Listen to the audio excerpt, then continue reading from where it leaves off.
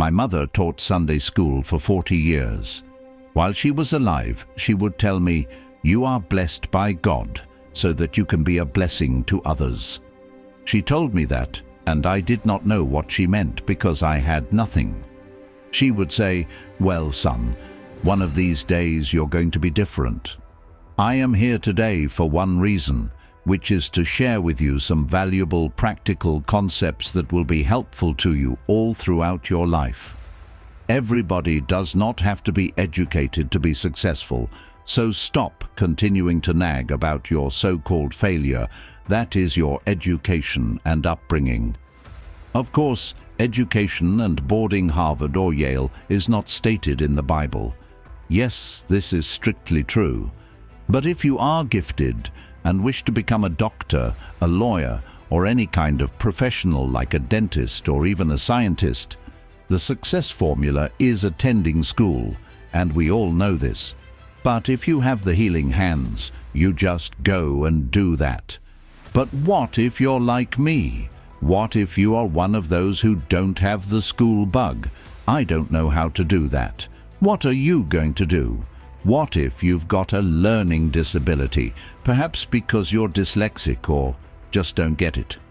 Math wasn't my thing, but after adding and perhaps subtracting, multiplication and division, that was it. So it is. I don't know what I don't know. I understood that this talent which I've had can make me a success as much as a name. Now wait a minute. I possess what you term a gift. Now that you see this gift, there is something that you should take note of. If you cross those gifts off and mark a vision board or create a dream list in place, I'm describing an infuriating number of complications to your goal. You've made it more complex, perhaps, because maybe no one has taken the time to tell you, or perhaps because you don't think it applies to you. But one of the fundamental realities of success is straightforward. It must be documented somewhere.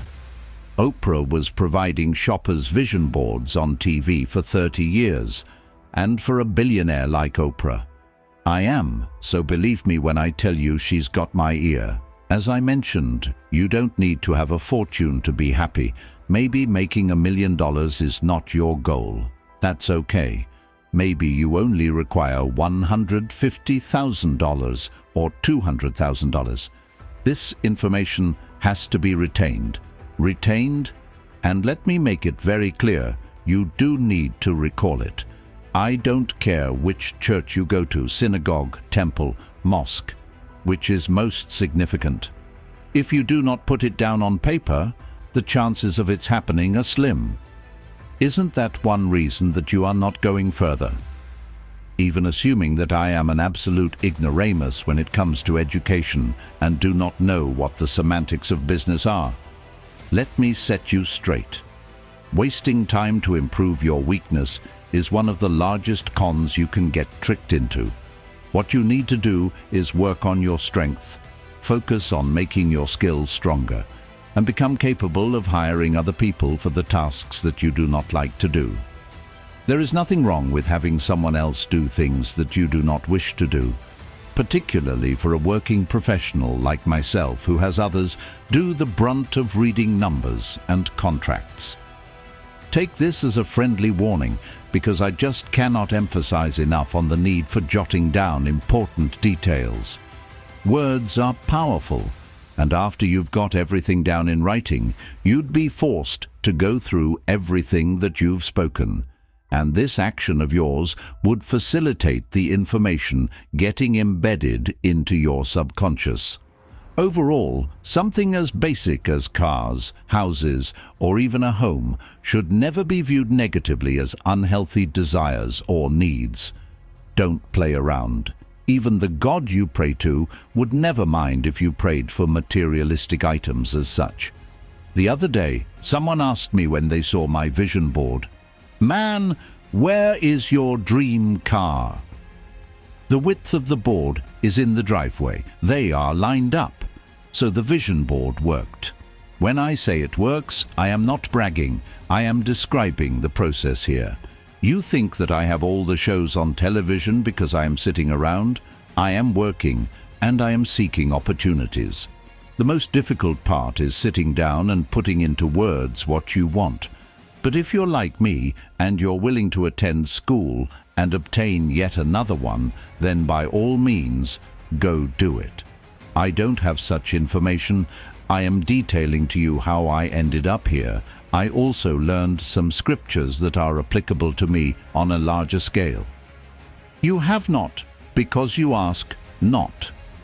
You are trying to tell me that there is a means of obtaining it if I just continue to ask and that I'll receive it.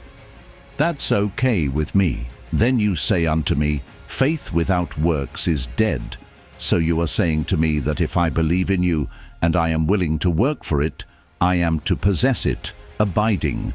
But to possess it without working for it through faith will be impossible. Okay, now I understand. Then you say unto me, write the vision and make it plain. I can do this. These are things that you can do today that don't require anyone else's permission. To get to God, there is no need to call anyone. He awaits you presently. There is no need to give advance notice. His line is not busy. You can talk to him now. I do it every day. This is how I got to this place. I am describing how to reach the point that you are looking forward to. Now, in that sense, you do not necessarily have to go to school if you do not want to. There was none for me either. There was no one's money that went into what I did. All I did was discover this talent, go out and work, and write down all my desires every morning and every evening. I read them aloud. I was thinking about them all the time. If I met a person, they would always ask, "Hey man, what's your plan?" One of my visions, which I'd mention to them, and they'd always say, "There's a guy who has those things for sale. You should ask him about them."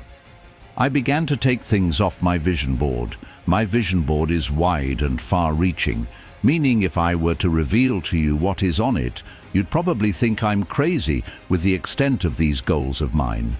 I want expansion because of the God that I worship. He's not a God of the world. He is a God of no bounds. He does gigantic miracles along with greatness. For me, if someone told me that there is an alternative way of reaching a goal, striving for greatness when you are at the bottom, I would look at them with hope and will try the recommended method. After all, I am sure it will work.